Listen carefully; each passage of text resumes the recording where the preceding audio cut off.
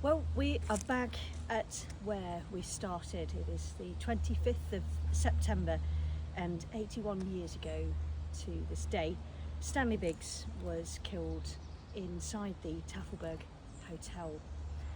We, thanks to the relation of Geoffrey Owens, who was also a medical orderly in the other surgical team of 181, we actually now know and have confirmation that Stanley was killed by artillery that hit the Tafelberg.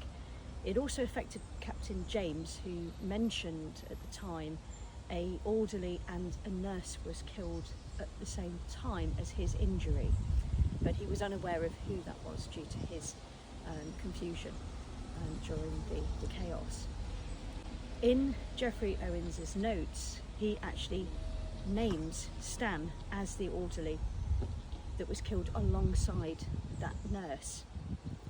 Now, that was during my last trip in September last year, while I was actually filming the previous documentary, and I'd like to add an addition to that actual account, because thanks to a good friend, Matt Moore, who directed me to look at this book, which was a fantastic culmination of multiple writers under the Arnhem Fellowship.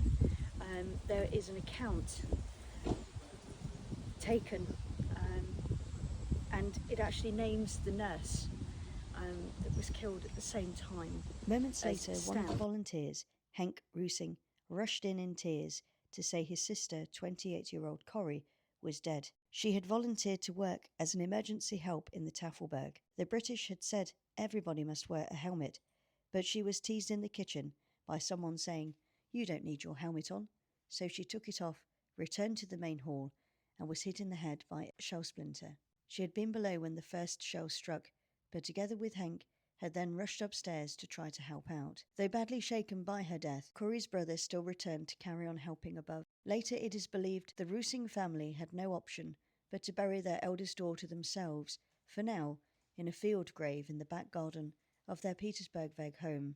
Today, her grave can be now found in the civilian cemetery opposite the Commonwealth War Graves. Among the British dead were medical orderly Stan Biggs, who only the day before, when he thought he was about to be executed in front of the temporary mortuary, had so bravely joked, "They won't have far to carry us."